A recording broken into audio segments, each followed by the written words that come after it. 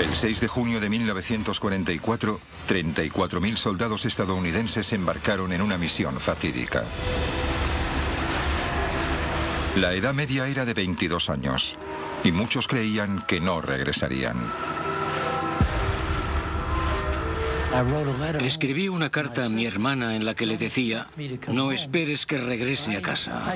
Creía que moriría. En 1944 los nazis ocupaban Europa. Los aliados lanzaron el mayor ataque de todos los tiempos desde el mar contra una costa fuertemente defendida por las fuerzas alemanas. Era la mejor oportunidad para liberar el oeste de Europa. Sin embargo, para los soldados, incluso si llegaban hasta la costa, era una batalla por la supervivencia. Habías hecho todo el camino hasta la playa de Omaha, pero cuando salías de la embarcación no llegabas tan lejos como hasta aquí. Estabas luchando por tu vida entre las olas. Esta es la épica historia de la batalla de 12 horas por la playa de Omaha.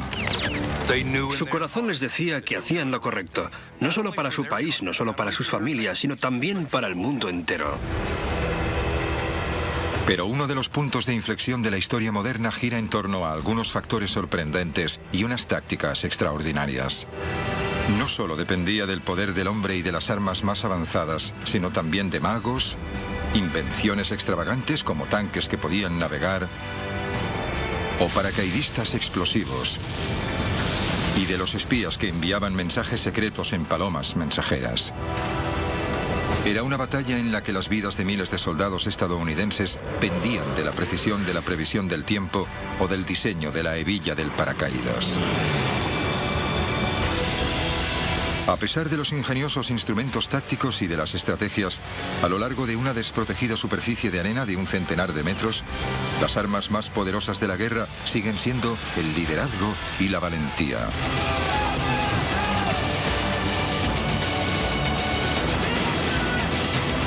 El día de ¿quién sobrevivió y por qué?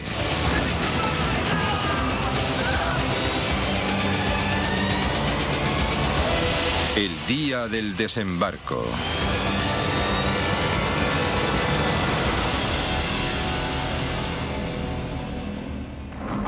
Cinco años después de que estallara la Segunda Guerra Mundial, el futuro de Europa pendía de un hilo.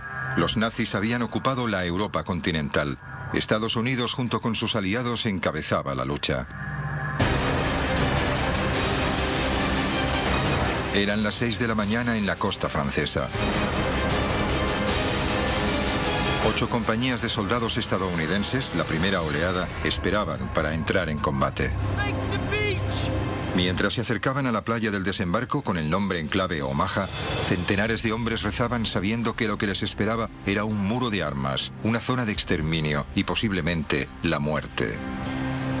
Entre ellos estaba Hal Baumgarten, un joven de 19 años. El barco estaba muy tranquilo.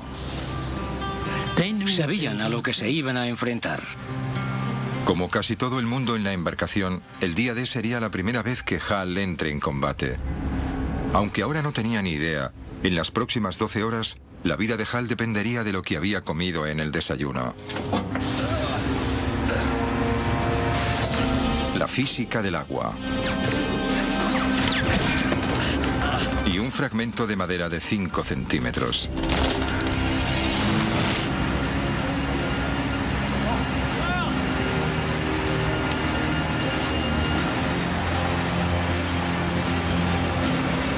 Justo un año antes, Hal estaba estudiando en la Universidad de Nueva York.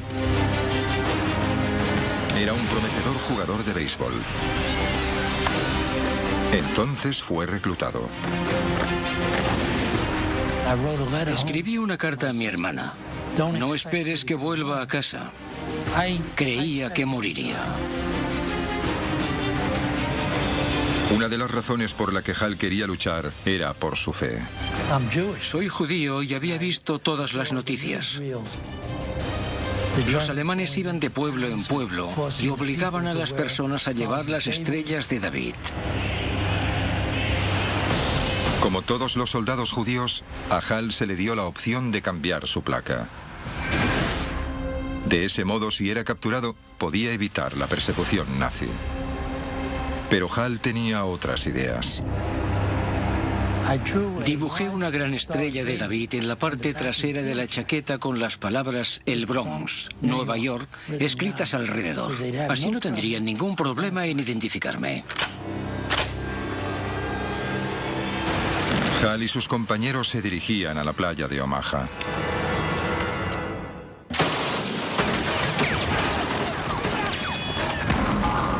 Unos 1.200 alemanes estaban atrincherados con vistas a la costa.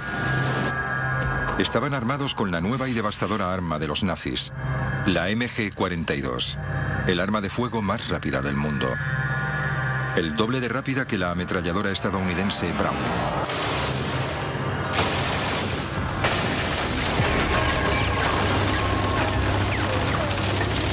La MG-42 era tan rápida que no se podían escuchar los disparos por separado. Se la conocía como la cremallera de Hitler porque producía un ruido parecido a desgarrar ropa. La cadencia proviene de su diseño revolucionario. En cualquier arma, las balas están colocadas en un cerrojo. Pero los alemanes descubrieron que si el cerrojo se encuentra en pequeños rodillos, se incrementa la velocidad de recarga de las balas. Esto significa que puede disparar hasta 1.500 balas por minuto.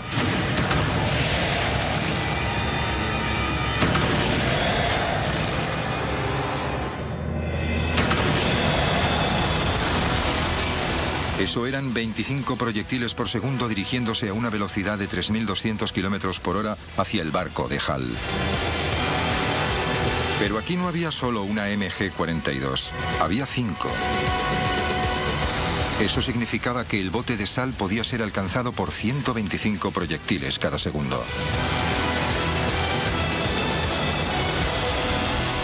Cuando un soldado usa tácticamente esa ametralladora del modo correcto, es una verdadera pesadilla. Una de las primeras cosas que tienes que hacer en el combate es buscar la ametralladora del enemigo e inutilizarla. Inutilizarla inmediatamente. Hal y los otros hombres debían inutilizar esas armas.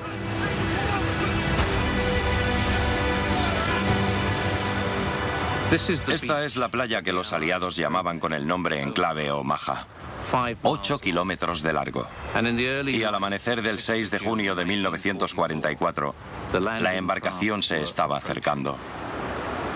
Era la punta del iceberg de la mayor operación anfibia jamás organizada.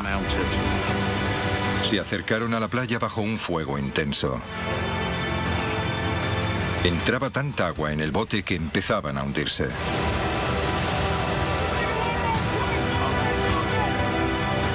Y los bandazos desencadenaron otro problema: los mareos.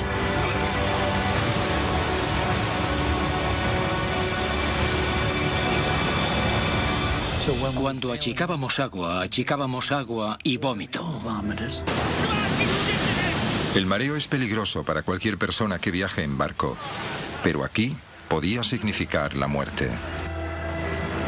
Y todo porque la Marina quería dar a las tropas que se dirigían hacia Omaha un tratamiento especial. 5 horas antes. Los equipos navales que navegaban desde Inglaterra decidieron dar a los soldados una buena comida antes de la batalla. Un buffet de bistec, cerdo, pollo, salchichas, alubias, bacon, huevos, helado, dulces y donuts. Todo digerido con café. La Marina creía que un estómago lleno ayudaría a la moral de los soldados.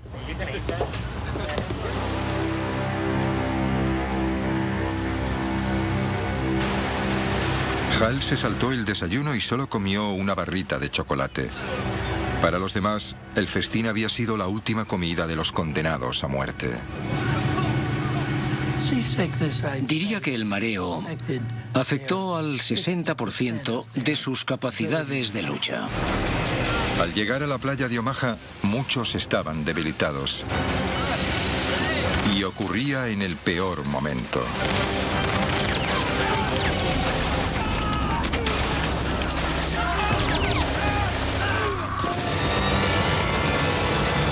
El día del desembarco.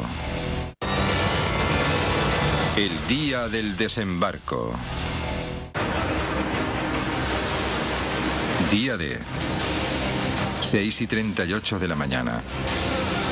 Miles de estadounidenses desembarcaron en la playa de Omaha. Tenían frío, estaban cansados y muchos de ellos muy mareados.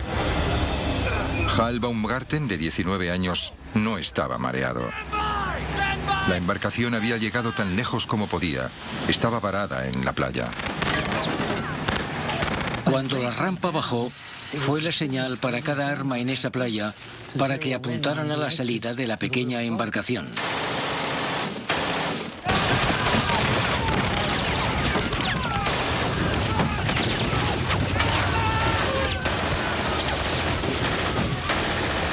El fuego de las ametralladoras alemanas alcanzaba las rampas de salida de las embarcaciones, reduciendo sin piedad el número de hombres.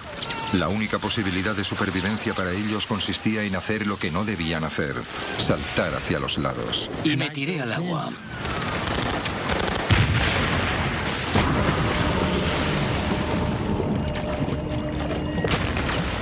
Mareados y con un equipamiento que pesaba 45 kilos, los hombres desesperadamente saltaron al agua que alcanzaba los 3 metros de profundidad.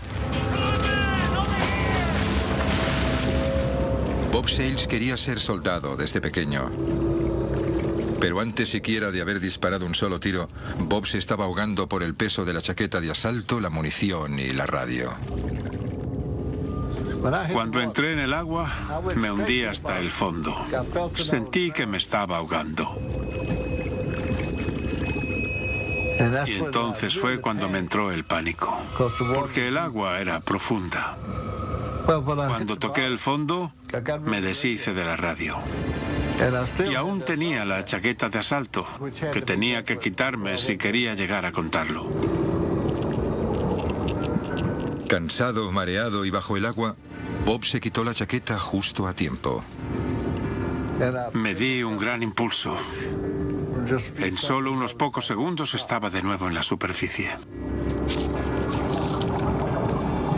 Esos soldados que escaparon de la muerte en el agua aprendieron una lección. Cuanto más mareado estés, menos ágil serás y tendrás más posibilidades de ahogarte. Se hundieron hasta el fondo. Vi cómo se ahogaban.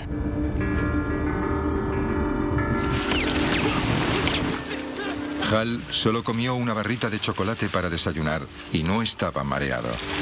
Pero como todos los soldados que no se habían ahogado, se enfrentaba a otro peligro en el agua.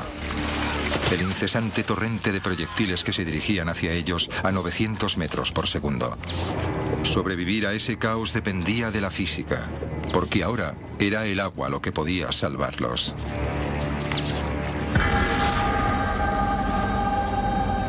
Este lado de aquí. Bien, manos a la obra. Charlie Adcock es un experto en balística que está llevando a cabo un experimento para descubrir qué pasa cuando los proyectiles de una MG-42 golpean el agua, y usa tecnología del siglo XXI para hacerlo. Lo que tenemos aquí es una cámara de alta velocidad. Va a ralentizar el tiempo unas 120 veces. Ben va a disparar su MG-42, que es un arma automática que fue disparada contra los soldados en Omaha. Y vamos a ver qué es lo que pasa con las balas que viajan a una velocidad de 900 metros por segundo. ¿Qué pasa si no se detienen en el tanque? Que se van a salir del tanque y tendremos que tapar el agujero y volver a intentarlo. Bien, carga el arma. Ahora tira fuerte de la palanca.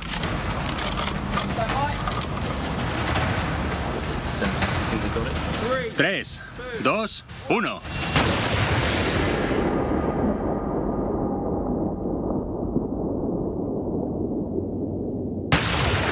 La resistencia del agua es tan grande que detiene los proyectiles a menos de 1 metro. Básicamente, ha pasado de ir a 900 kilómetros por segundo a 0 en 1 metro, como máximo. En la playa de Omaha, el margen entre la vida y la muerte era de solo unos pocos centímetros. Si los proyectiles golpeaban el agua a 30 centímetros, estabas muerto. A 1 metro o más, estabas a salvo.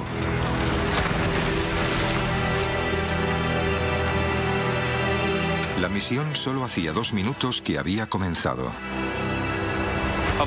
De los 1.450 soldados que llegaron con la primera oleada a la playa de Omaha, se estima que más de un tercio fueron bajas durante la primera hora.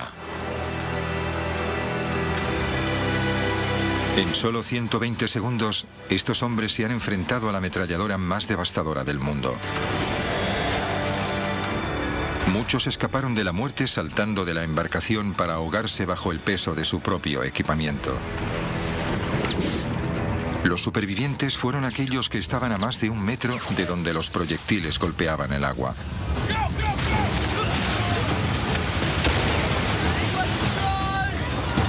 Hal Baumgarten estaba entre los afortunados.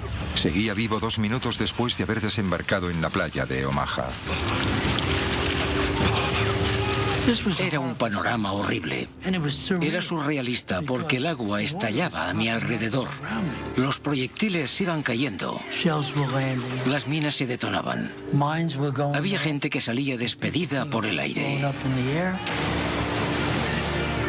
Pero no había llegado mi hora.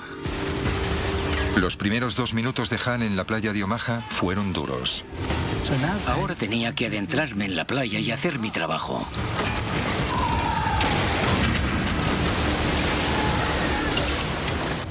Eran las 6:42 de la mañana, 10 minutos después del desembarco.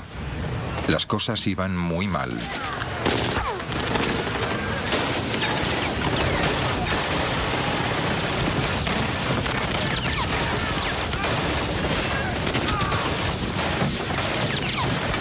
Centenares de hombres fueron abatidos o heridos en la primera oleada de la invasión.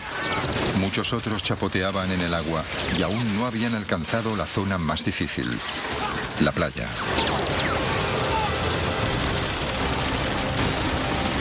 Los hombres tenían que cruzar una playa expuesta al incesante fuego de las ametralladoras. Era una zona mortal de unos 300 metros, la longitud de 3 campos de fútbol. En cada sitio se enfrentaron a peligros diferentes. Durante los primeros 182 metros tenían que pasar por diferentes obstáculos. A partir de los 240 metros había un dique e hileras de alambradas. Y luego estaban los campos de minas con unas 17.000 minas. Finalmente, después de 300 metros, alcanzaban las dunas de la parte trasera de la playa. Solo entonces podían empezar a atacar a los alemanes. Era muy surrealista. Estabas cruzando la playa, lo habías visto en películas, pero nunca te había ocurrido. Esto era lo que me estaba sucediendo. La infantería estaba sola y desprotegida en la playa, pero había un plan para ayudarles, con tanques. Si los aliados podían poner tanques en la playa por delante de los soldados, podrían darles cobertura y atacar las defensas alemanas. Pero la embarcación que llevaba los tanques era vulnerable. Ellos mismos necesitaban un modo de conseguir que los tanques llegaran a la playa. Así que los inventores aliados concibieron una idea ingeniosa. Un tanque sumergible, es decir, un tanque DD. Un vehículo de asalto anfibio. El tanque DD fue una idea alocada que surgió de repente en medio de una época de guerra. Fue un artilugio de Rube Goldberg. Era un tanque Sherman normal, conducido con propulsores en el agua, con una pantalla de lona sujetada por cilindros neumáticos.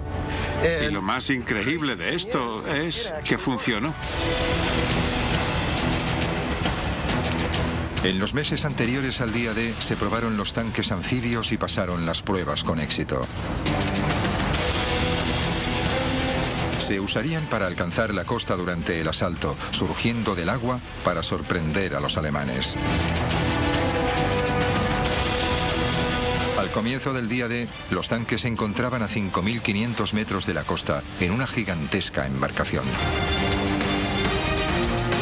Uno de los comandantes de los tanques era el sargento Don Lucy, de 24 años. Era el más joven de los 6 hijos de una gran familia irlandesa de California.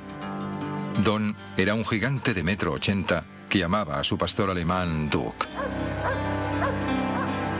Todo el mundo conocía a Don como Babe. El trabajo de Don consistía en hacer que un tanque DD alcanzara la playa de Omaha, uno de un grupo de 32. Una vez en la playa, debería de haber un tanque cada 45 metros, lo que proporcionaba cobertura a la infantería. Pero había un problema. Las olas alcanzaban los 2 metros. Los tanques anfibios no se habían probado bajo estas condiciones. Habían trabajado en un lago o un muelle tranquilos, pero era algo completamente diferente cuando el mar estaba revuelto. Era casi un suicidio, pero los planificadores no tenían elección. En las semanas antes del día D, los aliados habían reunido en secreto un gran ejército al sur de la Gran Bretaña. Cualquier retraso incrementaba las posibilidades de que los alemanes descubriesen su plan. Mientras tanto, la meteorología había sido mala durante días con fuertes rachas de viento y precipitaciones. Los aliados no podían lanzarse bajo esas condiciones. Necesitaban que mejorase y pronto. Fueron malas noticias para los planes de los aliados porque la invasión no podía esperar. Los alemanes descubrirían pronto los planes. Era un gran problema. De repente, desde el Atlántico Norte llegó información secreta. Barcos especiales. No estaban aquí para luchar, sino para medir el viento y la presión atmosférica. Ofrecían pistas sobre el tiempo que iba a hacer a 3.200 kilómetros de distancia, en el Canal de la Mancha. Enviaron poca información, pero crucial. Las previsiones sugerían una tregua. Un día en el que el tiempo mejoraría ligeramente. El 6 de junio. El éxito de la invasión y las vidas de miles de soldados estadounidenses dependía de la precisión de una única previsión meteorológica a larga distancia. Con el tiempo en su contra, los líderes aliados probaron suerte.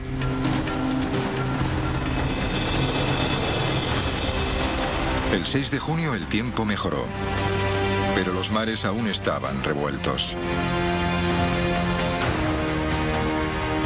Entre estas olas, a 5 kilómetros de distancia de la costa, la embarcación de Don Lucy envía los tanques DD.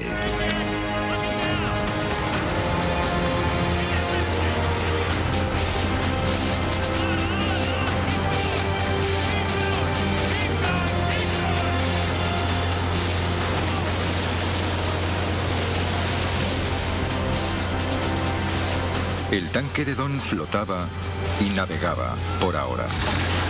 Pero la lona no estaba diseñada para resistir olas de 2 metros. Casi de manera inmediata, el agua empezó a entrar a través de la lona. Y la tripulación empezó a achicar agua no solo para salvar el tanque, sino también para salvar sus propias vidas. Una vez se abría una brecha en la lona, era imposible mantenerse en el agua. Y el tanque comenzó a hundirse. El piloto que tenía que sacar el tanque DD tenía que salir de un agujero como este. No era fácil. El equipo de hombres estaba fuera. Tenía la oportunidad de salir, no el conductor. De 29 tanques DD que zarparon hacia la playa de Omaha, 27 se hundieron.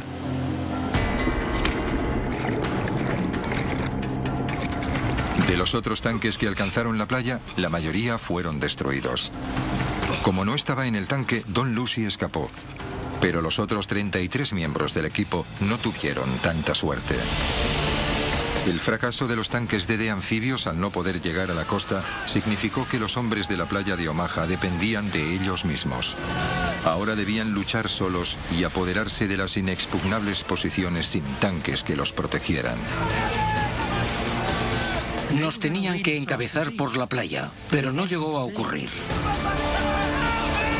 En la playa, el recuento de víctimas seguía aumentando. Pero no era la única historia que se desarrollaba en Omaha. El día del desembarco. El día del desembarco. 7 de la mañana del día D. media hora después de que empezaran los desembarcos en la playa de Omaha. El joven recluta alemán de 18 años, Franz Göckel, había estado disparando sin cesar a las tropas estadounidenses desde que empezó la invasión aliada.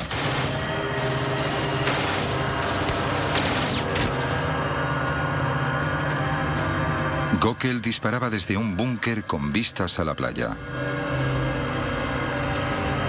Era parte de una red de 14 posiciones fortificadas construidas en lo alto de las dunas. Un producto de las previsiones militares alemanas. Pero cómo Göckel y los búnkeres llegaron hasta aquí se debe a una batalla de la inteligencia en el que estaban involucrados un mago británico poco conocido y uno de los mayores tácticos militares del mundo. Göckel fue uno de los 20.000 soldados que tenían que defender Normandía. Justo un año antes estaba trabajando para la empresa de su padre cerca del Valle del Ruhr, arreglando tejados dañados por las bombas aliadas. Pero como otros alemanes, fue llamado a filas en la máquina de guerra de Hitler, 6 meses antes.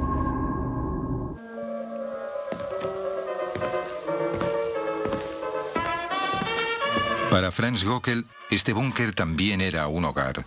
Dentro de este puesto de guardia de cemento, sus camaradas y él dormían, comían, escuchaban música y se relajaban. Cuando llegó el día D, hacía meses que estaban allí. El hecho es que los soldados que fueron enviados a Normandía para vigilar las defensas atlánticas consideraban que era un trabajo fácil. Tenías buena comida, unos aposentos cómodos y un entorno agradable. No estabas luchando muy duro en la guerra. De hecho, ninguno de ellos pensó que serían llamados para defender esta costa de una invasión. Los soldados no estaban solos. Muy pocos altos cargos alemanes creyeron que los aliados atacarían la costa de Normandía. Pero de hecho, fueron víctimas de uno de los mayores engaños de la historia militar. El famoso ilusionista Jasper Maskelyne. Soy suficientemente mayor para mostraros... Y este es el hombre que sirvió de inspiración. Si me disculpáis, tengo que tomarme la medicación. Jasper Maskelyne era un conspirador e ilusionista profesional. Jasper Maskelyne venía de una familia de magos, de una larga línea, de una dinastía, si lo preferís, que fue muy famosa en la época victoriana.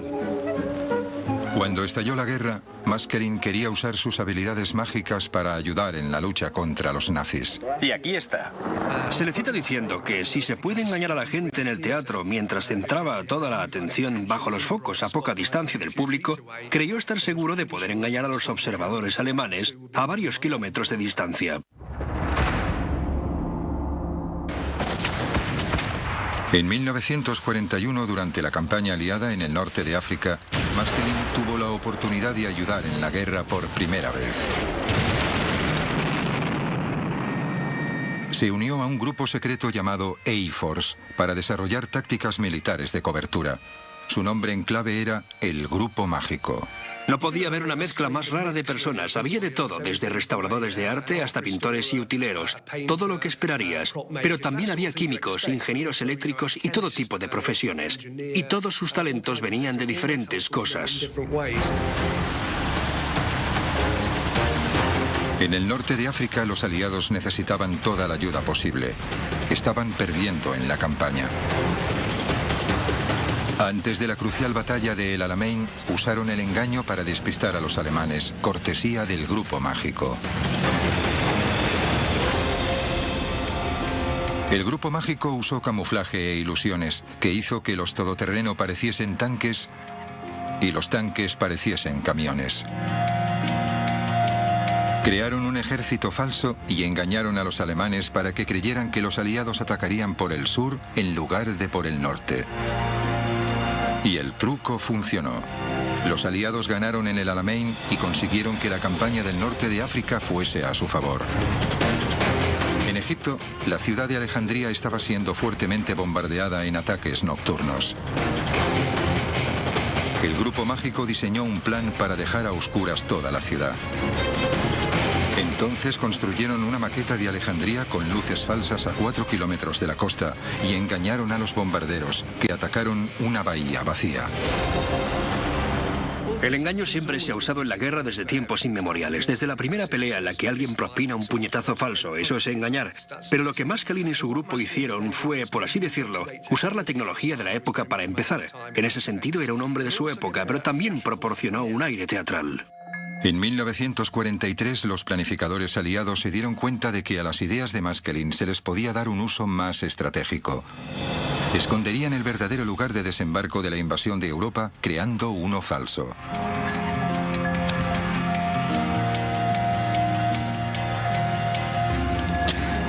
Los aliados querían invadir las playas de Normandía, pero para reducir las defensas alemanas elaboraron una táctica compleja al sugerir cruzar el Canal de la Mancha por la zona más estrecha, el Pas de Calais.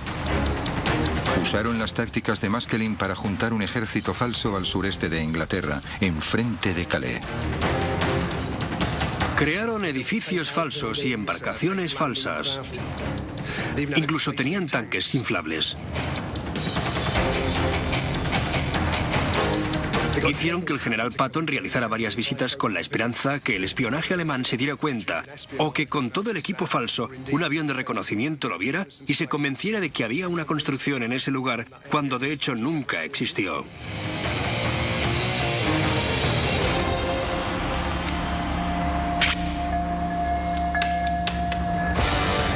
Los alemanes cayeron en la trampa de los aliados.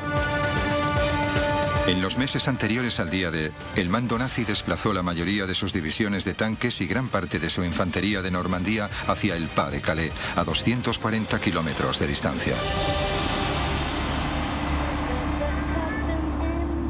El engaño de los aliados funcionó perfectamente. Los alemanes dejaron parte de una división para defender la playa de Omaha. Franz Gockel pertenecía a una pequeña fuerza de 600 hombres, pero no por mucho tiempo.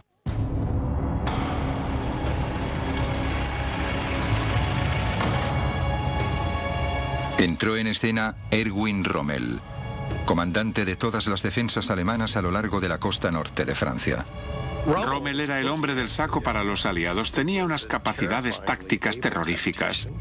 Tenía la capacidad de entrar en la mente de sus oponentes. En algunos aspectos era como el mismísimo diablo.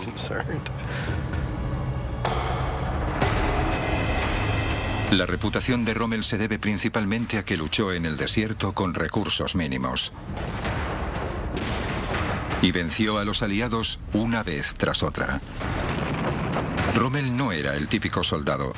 Disfrutaba haciendo fotografías. Le gustaban los animales, en especial su mascota Ajax, un teckel. Incluso tocaba el violín.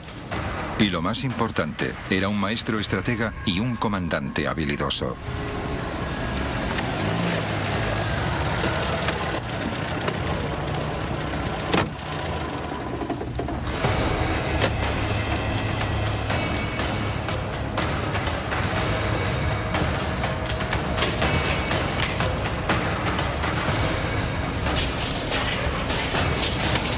Rommel era conocido por ser muy autoritario con sus tropas y sacar lo mejor de ellos.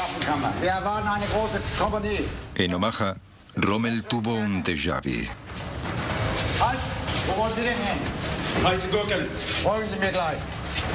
Rommel llegó a Omaha y tuvo algún tipo de revelación.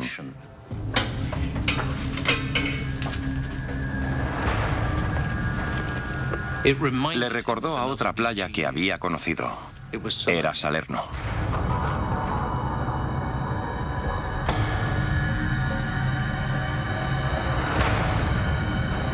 Salerno era la playa en la que los aliados invadieron con éxito Italia en 1943.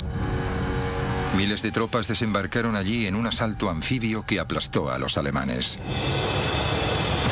Como la playa de Salerno, la de Omaha tenía la misma forma y también poca pendiente. Ambas características eran ideales para una embarcación que se acercara a la playa desde el Canal de la Mancha. Rommel pensó que estas eran el mismo tipo de características que los aliados escogerían a la hora de invadir Francia. Basándose en eso, Rommel decidió reforzar la playa.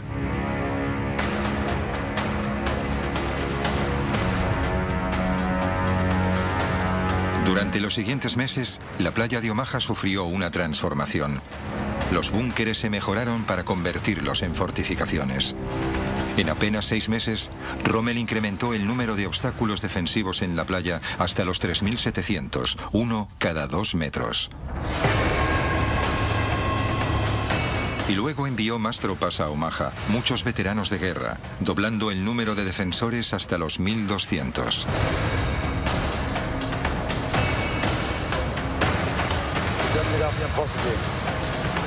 Rommel transformó un lugar costero tranquilo en una fortaleza formidable con posiciones de lucha desde las que se veían grandes partes de la playa. El día D.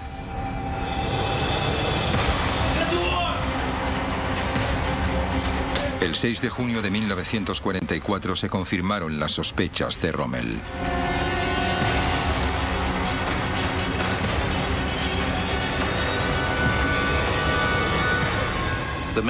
Los hombres que miraban desde el fortín debieron de sentir una mezcla de miedo y emoción. Emergiendo por el horizonte, se aproximaba una gran flota. Las 7:05. Había pasado más de media hora desde el comienzo de la mayor invasión anfibia de la historia. Desde las nuevas fortificaciones reforzadas, Franz Gockel disparaba tan rápido como le permitía su arma. No sabía cuántos hombres había matado hasta que los cuerpos empezaron a ser arrastrados a la playa. Era el día D y la muerte se decidía en un combate de ingenio. Inicialmente, los aliados consiguieron ocultar el lugar del desembarco a los alemanes. Pero las tácticas de Rommel eliminaron cualquier ventaja que hubieran ganado gracias a este engaño, con consecuencias devastadoras. Ahora, Hal Baumgarten estaba al comienzo de la zona mortal de la playa de Omaha. En medio del caos, Hal vio a Robert Garvett, su mejor amigo en el ejército.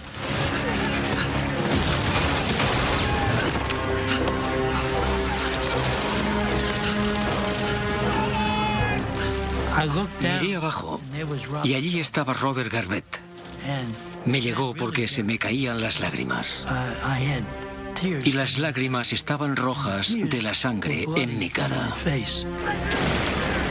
Para los soldados estadounidenses, las primeras horas de la invasión de la playa de Omaha fueron un verdadero infierno. Pero se suponía que no tenía que ser así. De hecho, los aliados tenían un plan para eliminar todas las fuerzas defensivas alemanas. Pero algo les detuvo. El día del desembarco. El día del desembarco.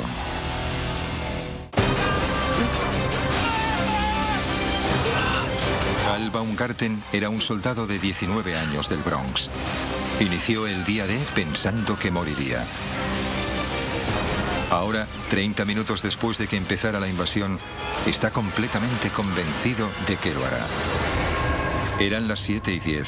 Hal estaba al principio de una gran zona mortal de 300 metros en la playa de Omaha. Entre él y su objetivo, las dunas de la playa, había 37.000 obstáculos defensivos, alambradas y 17.000 minas terrestres. Para sobrevivir, tenía que evitarlos bajo el fuego incesante de las ametralladoras de los acantilados. Lo que era interesante de la playa de Omaha es que no había ninguna cobertura. Se podían usar algunos obstáculos o los cuerpos de tus compañeros muertos. Pero, mientras tanto, los alemanes seguían disparándote desde los acantilados. Debió de ser horrible. Hal debía correr sin ninguna cobertura para el fuego. A su alrededor no solo había violencia y muerte, sino también locura. Vio a un soldado que conocía. No llevaba casco. Tenía un agujero en la parte izquierda de su frente. Su pelo estaba manchado de sangre. Se arrodilló y empezó a rezar con su rosario. Y una ametralladora lo partió por la mitad.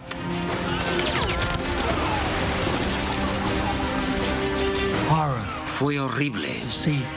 Era difícil ver partes de cuerpos de personas que conocíamos. Se podía oler la carne quemada. Había hombres que gritaban a sus madres. Era una escena horrible. Una escena horrible que estaba a punto de empeorar. Entre los otros testigos del caos había un joven médico, Virgil Mounds. Aunque no tenía 20 años, como la mayoría de soldados de la playa de Omaha, Virgil tenía un secreto. Era menor de edad. Virgil Mounds solo tenía 15 años. Mintió para poder alistarse. Cogió la licencia de su hermano. Nunca debió de haber estado allí. Pese a que debía estar de camino a casa tras salir de la escuela, Virgil fue responsable de salvar vidas en el campo de batalla. Los proyectiles empezaban a llegar. Bajo el fuego de la artillería pesada, el trabajo de Virgil consistía en vendar a los hombres heridos para que pudiesen seguir luchando. Llamé a los médicos para que le ayudaran y Virgil Mounds se levantó. Se dirigió allí. Es difícil hablar de él. Vino para intentar curar al hombre herido. Entre tanto, los proyectiles seguían llegando. Los alemanes disparaban cada minuto a los soldados en la playa. Cuando la bomba explotaba, se rompía en miles de fragmentos, algunos pequeños y otros grandes. Estos viajaban a una velocidad de 2.700 metros por segundo, devastador para soldados cercanos. Los fragmentos podían incluso pasar de un cuerpo a otro. Uno de los proyectiles que cayó estalló en pedazos que atravesaron el cuerpo de Virgil Mounds. Mounds murió al instante.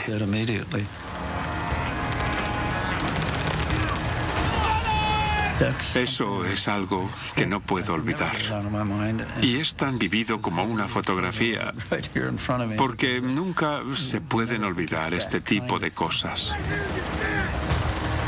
A pesar de la trágica muerte de Virgil Mounds, la verdadera tragedia es que pudo haberse evitado. Esto se debía a que los aliados sabían el tipo de artillería pesada que tenían los alemanes para defender la playa de Omaha y planearon neutralizarlas esa misma mañana. En las colinas, los alemanes juntaron un amplio arsenal de armas. Había 30 armas antitanques, 17 morteros pesados y más de 20 armas de campo. Estos eran el tipo de fortificaciones que los alemanes usaron para almacenar sus armas. Los planificadores aliados sabían el tipo de armas que había allí y su poder, y habían pensado un plan para neutralizarlas. 4 horas antes. Temprano, la misma mañana del día D, los aviones aliados partieron para bombardear las defensas alemanas en la playa de Omaha. 446 aviones armados con 13.000 bombas equivalían a 1.000 toneladas de explosivos. Prometía ser el mayor bombardeo de precisión de la historia. Las fuerzas aéreas eran tan precisas que podían acertar a un barril desde 3.000 metros de distancia, y esa era una oportunidad para demostrarlo. Pero con nubes bajas y densas, los bombarderos dependían del radar, un invento relativamente nuevo para atacar la costa. La Marina no confiaba en ellos y le preocupaba que las bombas impactaran en los barcos de los aliados que esperaban en el mar. Cuando los bombarderos pesados se aproximaron a la playa, la nube aún evitaba que pudiesen ver su objetivo actual. Como había la amenaza que se quedaran cortos y golpearan la flota cercana a la costa, les dijeron que se demorasen, que esperasen hasta que estuviesen encima de la playa, que esperasen entre 5 y 30 segundos y entonces soltaran las bombas.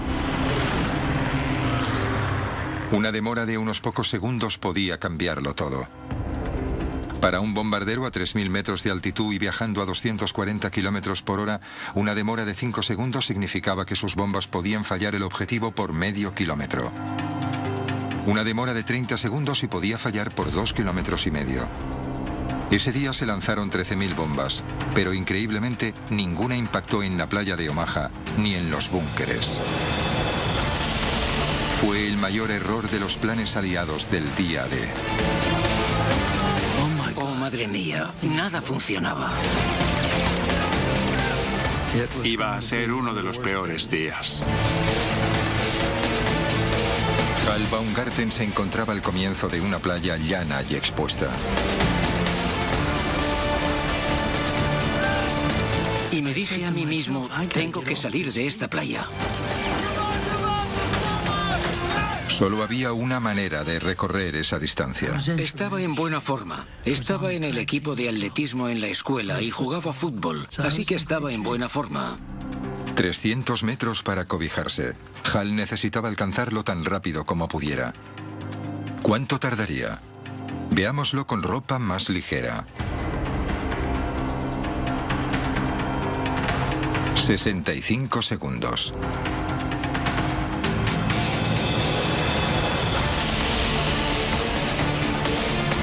Pero los soldados de Omaha llevaban 45 kilos de equipamiento, cargaban con el rifle y la munición y estaban empapados.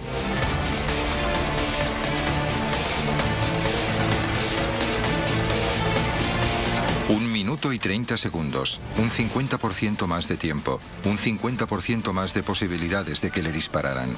Pero Hal estaba decidido, tampoco tenía alternativa. Inició una carrera traicionera a lo largo de la arena. Estaba pensando, ¿qué sentiré cuando una bala me atraviese? ¿Qué se siente cuando te disparan?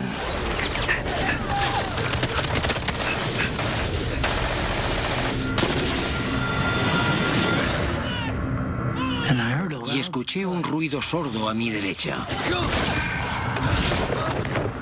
Así que me tiré en la arena detrás del erizo. Esperaba que fuese mi brazo o mi pierna, no mi cuerpo. Giré mi rifle. Había un agujero en la recámara y había 7 balas en ella. Así que las balas me salvaron la vida.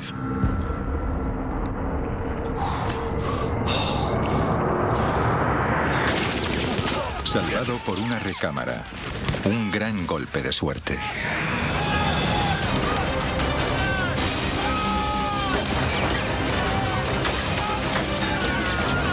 Una hora después de desembarcar como parte de la invasión anfibia más grande de la historia, los soldados estadounidenses se encontraron a las puertas de la muerte en una playa de Omaha llena de cadáveres ensangrentados. Los alemanes demostraron ser un enemigo más duro de lo que esperaban. A lo largo de la costa había cierta cantidad de nidos de ametralladoras escondidos en el terreno rocoso, entre los cuales había 5 ametralladoras alemanas de 155 milímetros que podían eliminar cualquier cosa en un radio de 24 kilómetros. Podían arrasar Omaha y la cercana playa de Utah, así como abatir las embarcaciones de los aliados que llegaban para ayudar en la invasión. Esas armas podían eliminar los transportes a medida que se acercaban a la costa. Cada transporte llevaba miles de soldados, y dentro de ese radio de 24 kilómetros eran vulnerables. Las ametralladoras debían destruirse, pero se encontraban en lo alto de unos acantilados de 45 metros. El trabajo de eliminar las armas requería un tipo especial de hombres. Hombres entrenados para misiones suicidas de alto riesgo. Sabíamos que iba a ser peligroso. Creíamos que seríamos capaces de hacer el trabajo. Esto era parte del entrenamiento del comando. Podías hacer todo lo que te habían dicho. George Kessner era un joven teniente de los Rangers de élite del ejército. Antes de la guerra, George había dejado el instituto y trabajaba en una heladería. Cuando esta estalló, se alistó en el ejército y su vida cambió. Demostró ser un candidato excepcional para oficial y fue aceptado en los Rangers para las operaciones especiales. Durante los 6 meses de entrenamiento, George ocultó un secreto a sus compañeros por miedo a que le costase su ingreso en la unidad de élite. Pero ahora, momentos antes de desembarcar en la playa de Omaha, descubrió que no era el único. Ver al enemigo y dispararle se volvió mucho más importante cuando ellos te estaban disparando a ti. Los Rangers debían escalar unos acantilados de 45 metros bajo un fuego incesante. Dada la dificultad, sabían que muy pocos volverían de la misión. Cualquier asalto a un acantilado es un reto si es que no es de por sí uno de los objetivos más difíciles que conquistar. Tenías que escalar hasta lo alto de un acantilado de 45 metros mientras te disparaban. Y cuando llegabas arriba, tenías que llegar hasta las mismas armas. Diría que en una escala de complejidad del 1 al 10, donde 10 era la más alta, eso tenía un 10. Para ayudar a los hombres en esta misión, los Rangers tenían un equipamiento especial. Mientras entrenaban en Inglaterra, construyeron arpeos que se dispararían con morteros. Durante meses, practicaron disparando estos hacia acantilados y luego escalaron las cuerdas. Pero durante las prácticas no fueron el blanco de ametralladoras y francotiradores que les disparaban constantemente. El primer trabajo de los Rangers sería cruzar la playa hacia los acantilados. La ametralladora a nuestra izquierda, en lo alto del acantilado, abrió fuego sobre nosotros mientras salíamos de la embarcación. E hirieron a 2 hombres cerca de mí. De gravedad. Me dispararon en el costado. Y el médico miró y me dijo, te lo vendo y estará bien. No ha dado en nada importante. Nunca lo conseguiremos. Me giré y dije, esto es un gran error. Nunca conseguiremos subir esos acantilados. Mientras los proyectiles volaban por encima de ellos, los Rangers devolvieron el fuego. Montaron su arma secreta, el arpeo propulsado por cohete. Pero en el momento clave, el lanzamiento falló.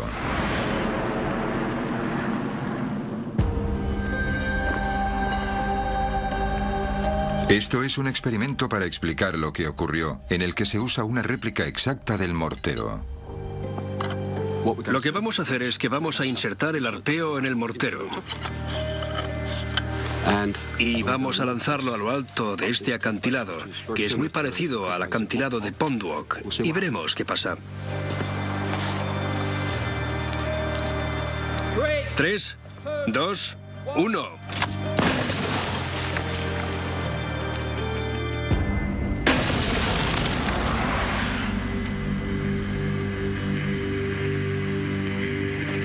Igual que los morteros del entrenamiento de los Rangers, este lanza el arpeo y la cuerda por encima de los 45 metros de los acantilados. Pero en el día D, en Pondwalk, había una diferencia crucial. Esa mañana, los Rangers esperaron 3 horas en la embarcación antes de ir a la costa. Durante ese tiempo, las cuerdas se empaparon de agua del mar.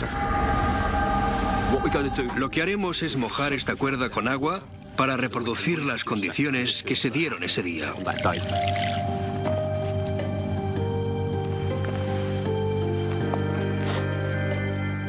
3, 2, 1.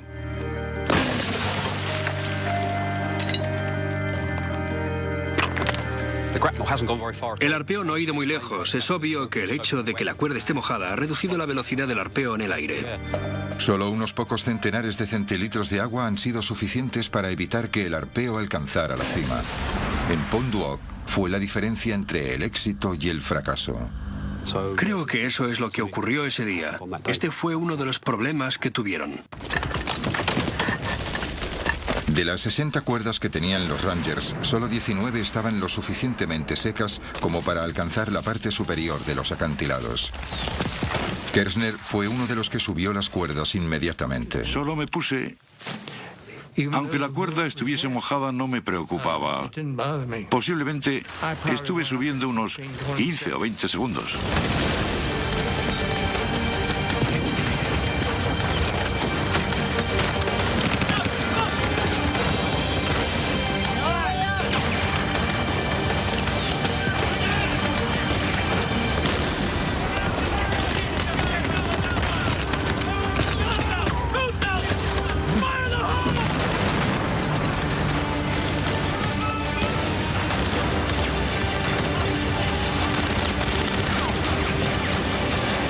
En lo alto del acantilado la batalla continuaba.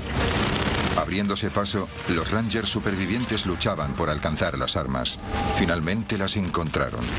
Pero Kershner y sus camaradas estaban a punto de ver algo que les sorprendería. Los Rangers habían luchado a través del fuego de las armas pesadas y hubo 20 bajas hasta llegar allí. Todo para descubrir que los alemanes les habían engañado. No había artillería, solo unos cuantos postes telegráficos. Allí había soldados que se habían preparado para ello durante meses. Estaban decididos a tener éxito. Estaban rebosantes de adrenalina y cuando alcanzaron el objetivo descubrieron que todo fue en vano. Debieron de estar hechos polvo. Ahora, los desmoralizados Rangers se daban cuenta de que se enfrentaban a un enemigo con un temible poder de fuego y que también eran habilidosos en el engaño. Un enemigo que estaba a punto de desplegar todo su arsenal en la playa de Omaha. El día del desembarco. El día del desembarco. 8 de la mañana, día D, playa de Omaha. Miles de soldados estadounidenses estaban acorralados por el intenso fuego del enemigo. Uno de ellos era Hal Baumgarten. Durante los últimos 90 minutos había recorrido en zigzag 213 metros de la gran playa.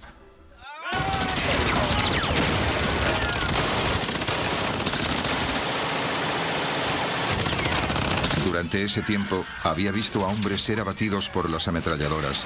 Casi se ahoga y escapó de la muerte por pocos centímetros. Ahora llegaba el bombardeo de la artillería. Era aterrador.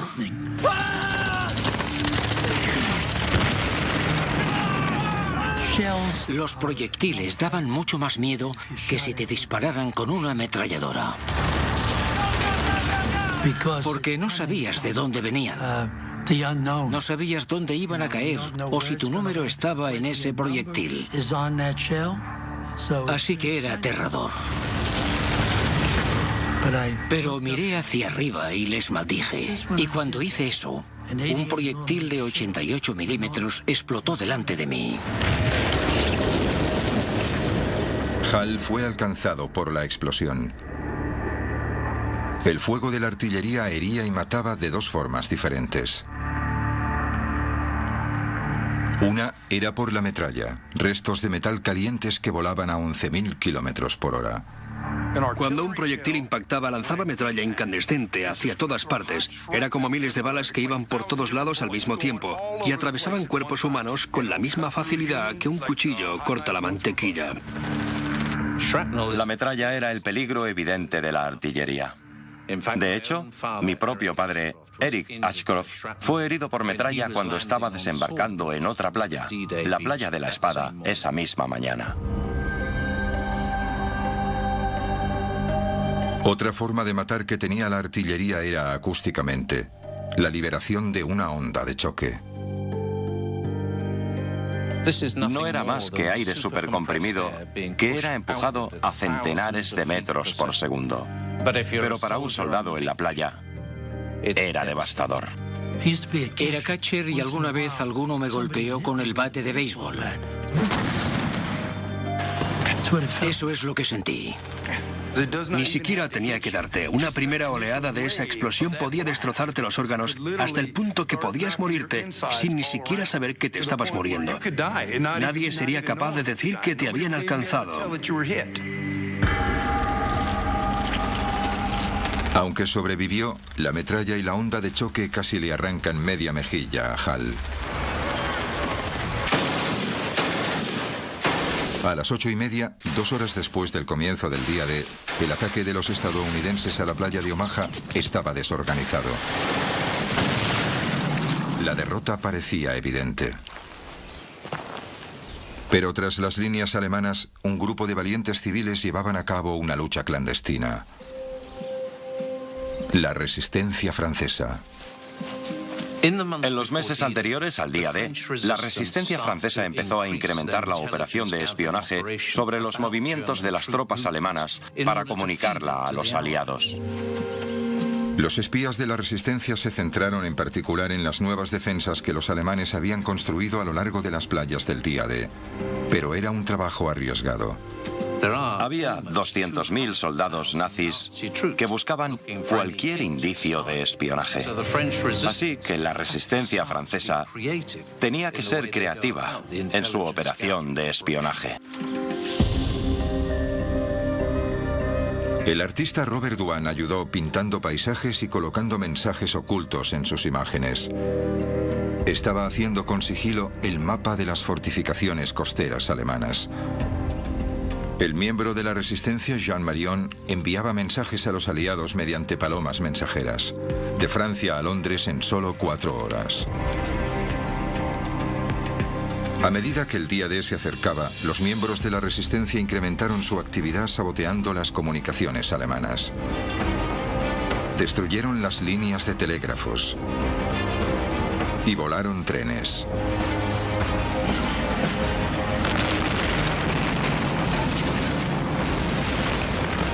Pero a medida que la resistencia se hacía notar, los alemanes estaban cada vez más alerta. En las semanas antes del día D, los alemanes contraatacaron para vengarse. Dispararon a las palomas mensajeras.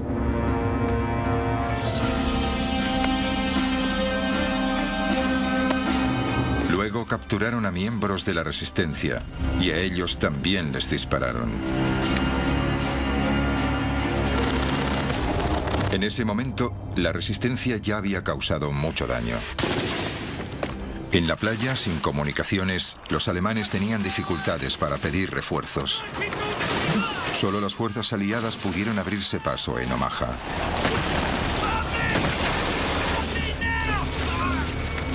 Pero para Hal Baumgarten, la batalla había ido de mal en peor. Gravemente herido por el fuego de la artillería, su único refugio era el dique que tenía enfrente. Unos 240 metros a lo largo de una playa de 300 metros de ancho. Aquí se juntaban los supervivientes, aunque sus esperanzas se desvanecían.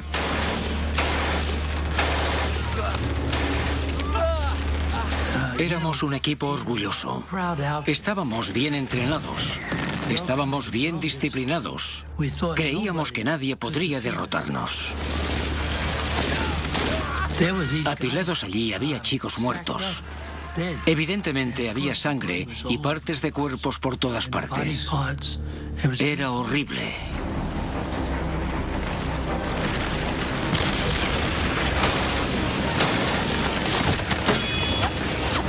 Me pregunté, ¿por qué no yo? ¿Cuándo me atravesará una bala?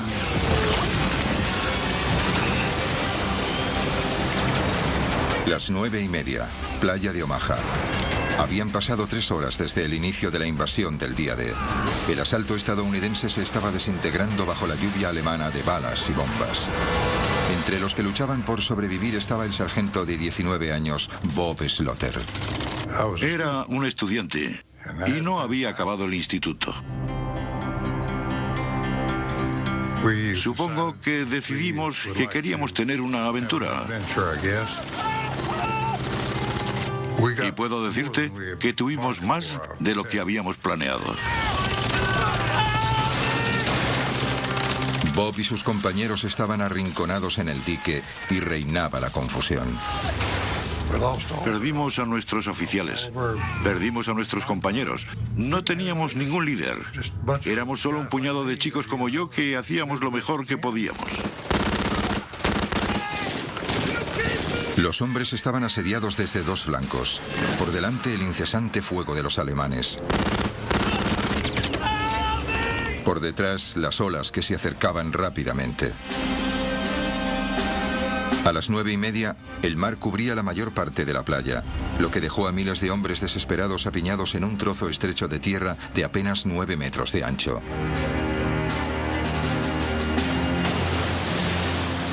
Asediados por el fuego, los hombres eran blancos fáciles para los artilleros alemanes. Pero hubo ayuda de otros soldados aliados tierra adentro. 8 horas antes.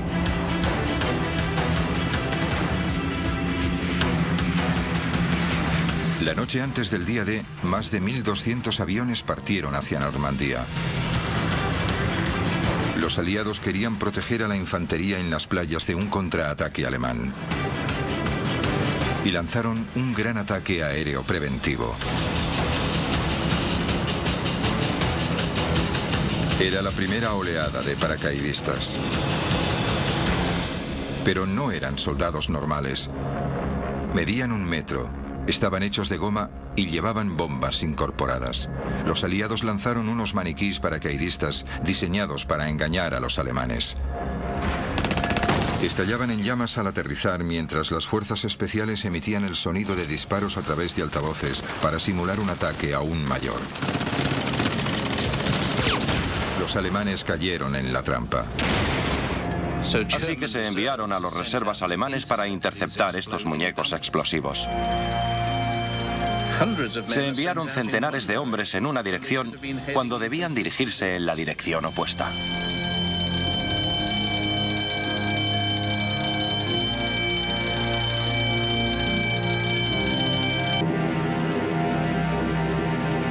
Ahora era el turno de los 13.000 verdaderos paracaidistas. Esta era la 101ª División Aerotransportada. Pat Macri era un paracaidista de 20 años. En el momento en que regresara a Inglaterra, 1 de cada 5 de sus compañeros habría muerto o le habrían herido.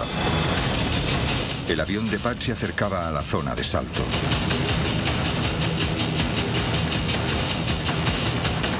El estado de ánimo cambió completamente. También el trayecto. El avión se movía mucho. Era errático. Giraba a la izquierda y luego giraba a la derecha. Y luego la munición trazadora y el fuego antiaéreo.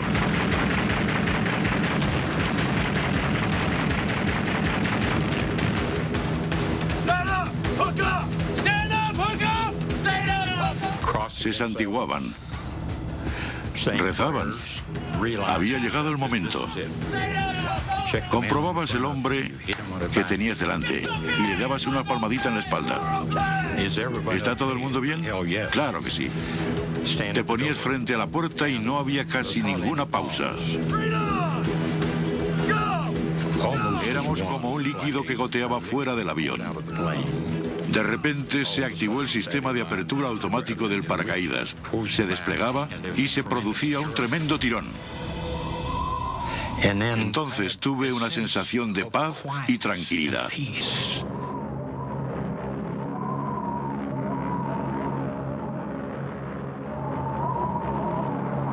Lo que Pat no sabía es que el mayor peligro al que se enfrentaban los paracaidistas era algo que llevaban puesto.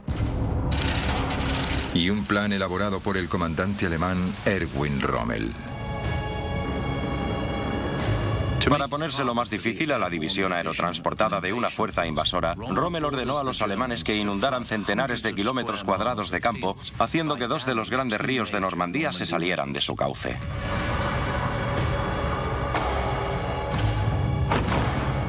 Ahora, centenares de paracaidistas caían sobre el agua, muy peligroso para un salto normal.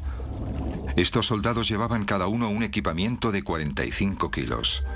La supervivencia dependía de si podían escapar de su arnés. En el día D, los paracaidistas aliados aterrizaron en ambos lados de la cabeza de la playa. Los estadounidenses en un lado y los británicos en el otro. El equipamiento estadounidense tenía 3 hebillas y una correa. El británico, un único mecanismo de apertura rápido que les permitía salir de su arnés.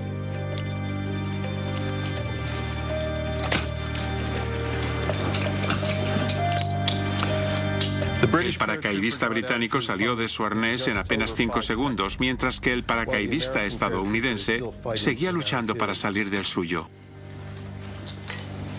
El paracaídas se enrollaba en los hombres. El arnés ahora era una trampa mortal. Tenías que liberarte del paracaídas porque este podía caerte encima.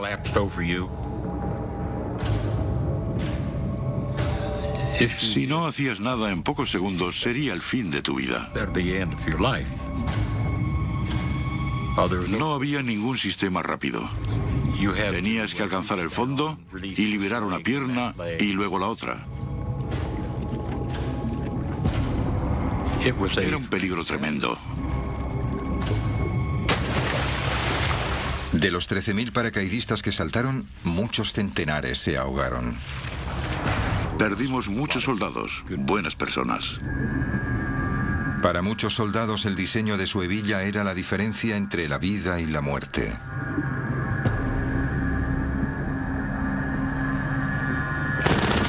Como en cualquier batalla, los pequeños vaivenes del destino tenían grandes consecuencias. Pero en la playa de Omaha, una cualidad hallada en el campo de batalla estaba a punto de cambiar la historia. Pura valentía.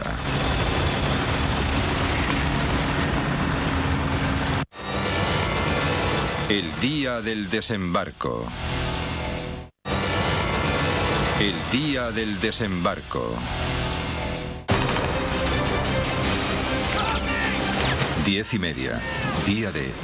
La invasión de Normandía en la playa de Omaha estaba fracasando. Miles de soldados estadounidenses estaban muertos o heridos por las balas y bombas alemanas.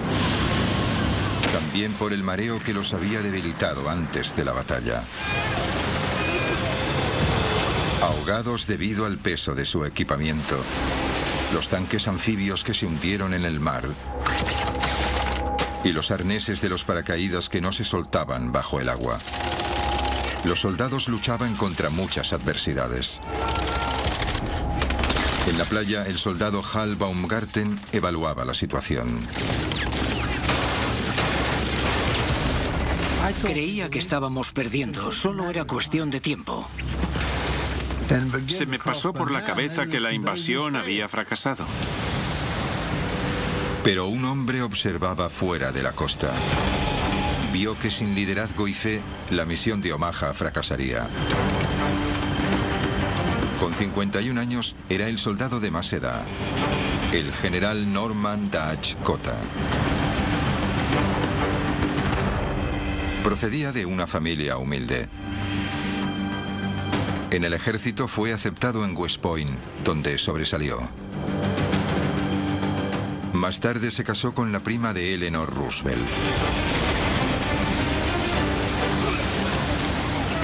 Ahora que estaba a unos pocos centenares de metros de la playa de Omaha, Cotta se dio cuenta de que era el momento crucial de su carrera y decidió actuar.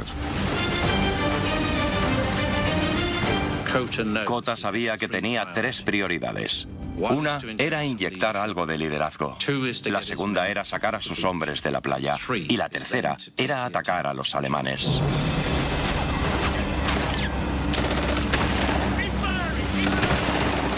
Una vez en tierra, Cotta tomó el control. De repente algunos de mis hombres dijeron: capitán, mira ese hombre de allí.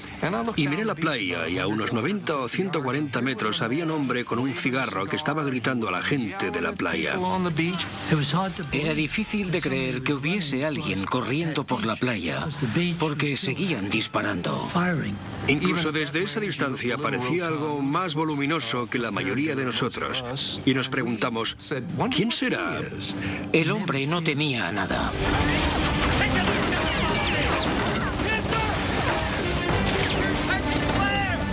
Lo que decidió en ese momento fue: bien, lo que tengo que hacer es tomar el mando de la situación porque veo muerte, destrucción y caos. Y tengo que hacerme cargo porque nadie lo hace.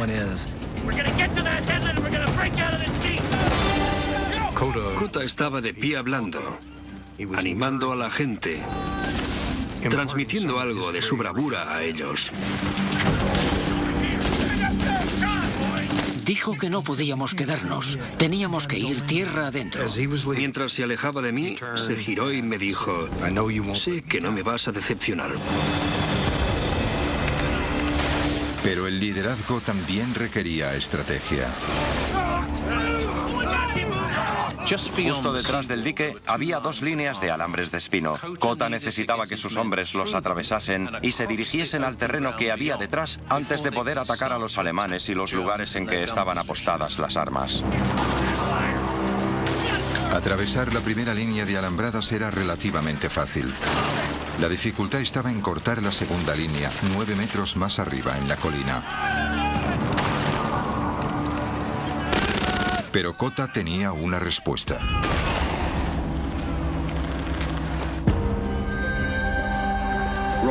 Lo que tenemos aquí es un torpedo Bangalore.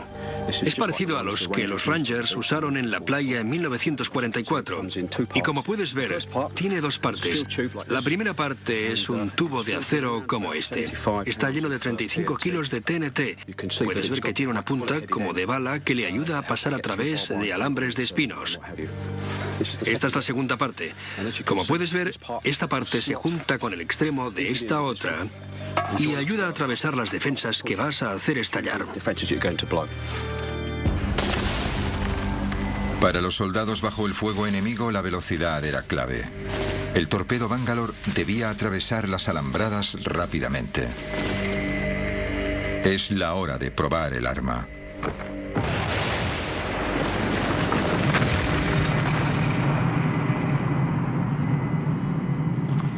El torpedo Bangalore ha hecho pedazos un canal justo donde pasaba el alambre de espinos. De hecho, ha hecho estallar ambos lados del alambre de espino del canal. Se pueden oler los explosivos, puedes ver la decoloración y que lo ha cortado. Ya no está.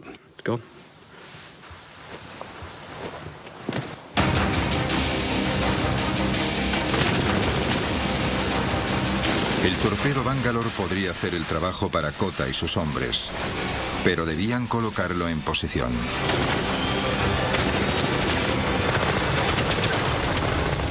Y los primeros hombres en intentarlo fueron abatidos. La ayuda estaba mar adentro. 12 naves de guerra que eran capaces de disparar a los búnkeres alemanes para ayudar a los hombres de la playa de Omaha. El capitán de uno de los barcos, James Eames, del USS Frankfurt, quería ayudar, pero no podía. Tenía órdenes de esperar. Su trabajo no era el de salvar a los soldados de la playa, sino proteger la vulnerable flota de barcos estacionados en alta mar. De momento, eso dejaba al general Kota y sus hombres a su suerte. La primera parte del plan de Kota de salir de la playa funcionó. Abrieron un agujero en la barrera de alambre de espino.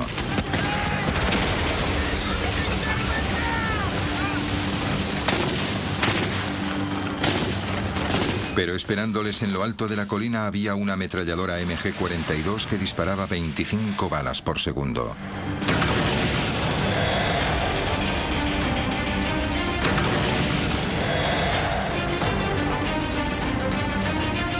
Uno de los hombres de Kota se prestó voluntario para neutralizar la ametralladora más rápida del mundo.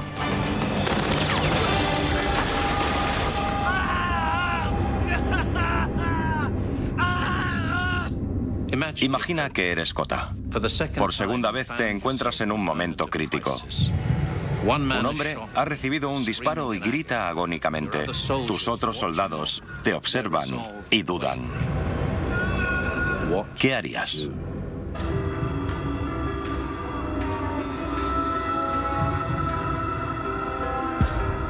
Ese general sabía que estaba al mando y que necesitaba hacer que ocurriera algo, si no acabarían todos muertos.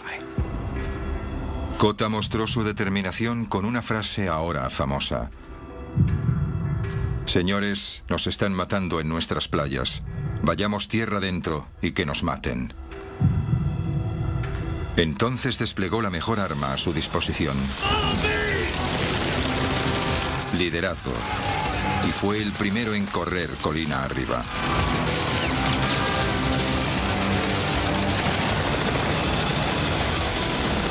La decisión de un comandante conllevó una acción que inspiró a sus hombres. Demostró ser un punto de inflexión en la batalla por la playa de Omaha.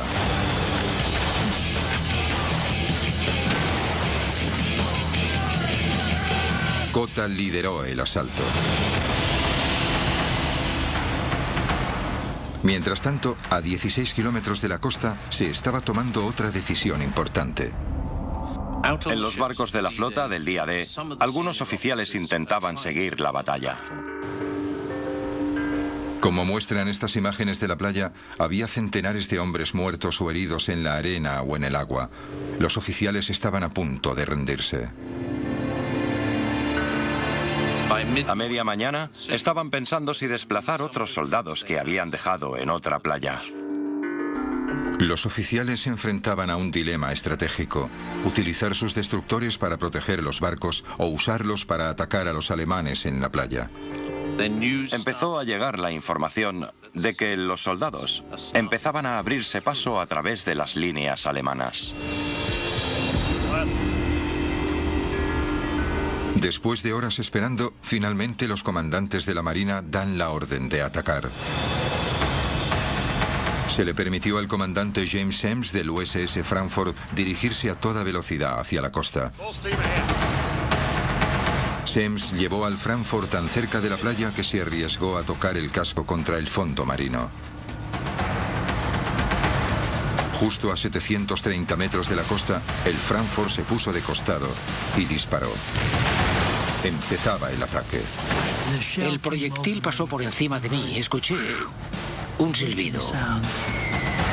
Y luego, ¡bum!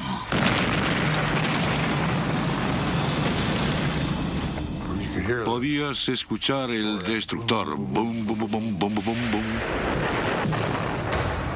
Lo que querías hacer era darle la mano al capitán de ese barco. Para los hombres fue un momento de alivio. Otros 11 barcos de guerra se unieron al ataque. Después de horas enfrentándose a una derrota inminente, la batalla de la playa de Omaha finalmente se ha decantado a favor de los estadounidenses.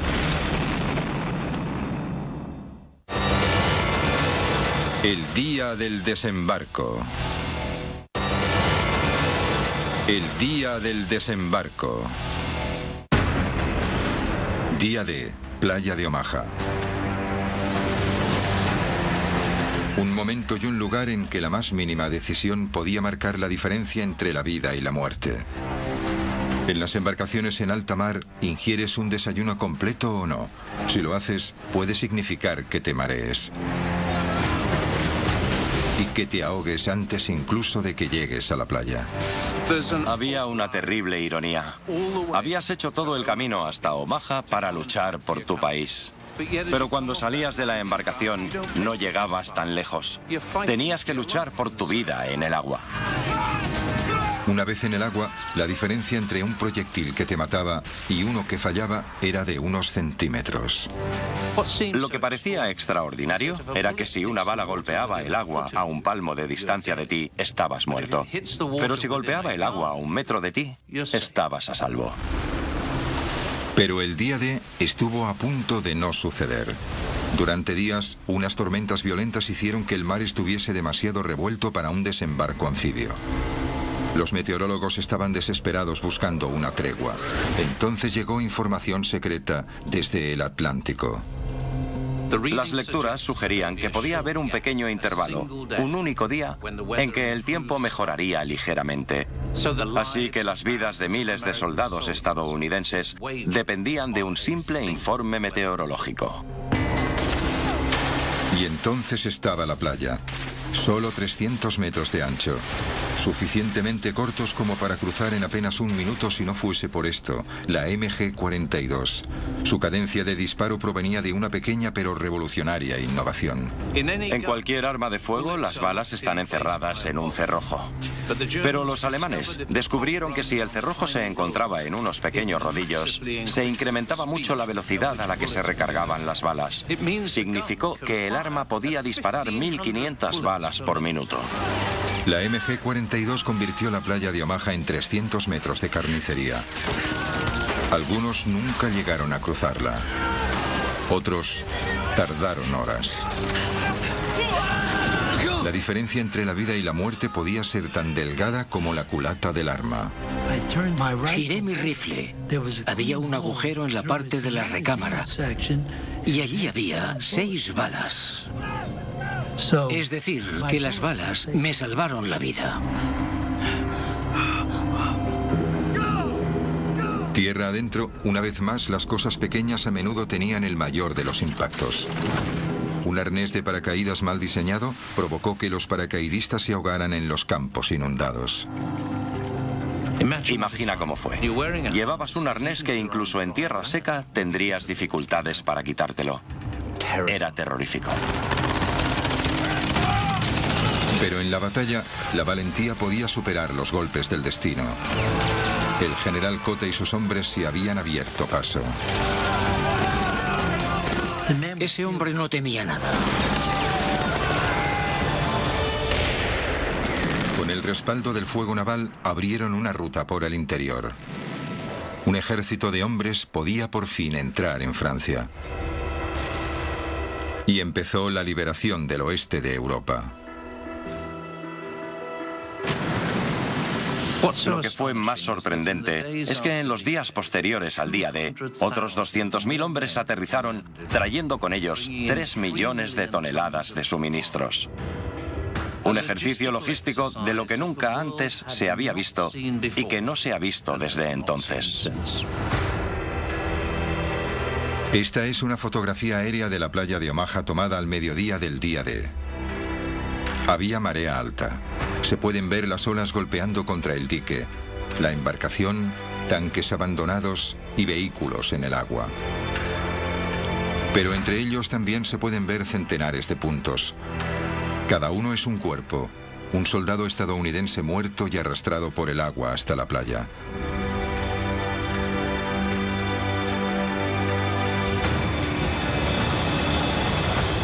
Durante las siguientes 24 horas, el soldado Hal Baumgarten resulta herido en otras 4 ocasiones, 5 veces contándolas todas. Se recuperaría de las heridas, pero otra seguiría persistiendo. Me sentía culpable por sobrevivir porque me iba diciendo, ¿por qué yo? Mucha gente cuando reza a Dios dice, ¿por qué yo? ¿Por qué tengo esta enfermedad? ¿Por qué no me ayuda Dios? Pero en mi caso era todo lo contrario. Decía, ¿por qué yo? ¿Por qué ellos murieron y yo sobreviví? Nadie sabe con exactitud cuántos soldados estadounidenses murieron en la playa de Omaha. Los historiadores estiman más de 2.000 y al menos otros tantos heridos. Y Omaha fue solo una de las 5 playas en las que los aliados desembarcaron ese día. En total hubo unas 10.000 bajas entre los soldados aliados. También murieron 4.000 alemanes, así como 3.000 civiles franceses. El día D fue una gran causa, quizá la más grande, pero para los países involucrados tuvo un precio muy alto, con vidas que fueron muy cortas y futuros que acabaron demasiado pronto. Esos hombres siempre serán jóvenes para mí. ¿Ves? No son tan mayores como yo. Seguirán siendo jóvenes. Serán tan solo unos chicos yendo detrás de las chicas, bebiendo cerveza y pasándolo bien.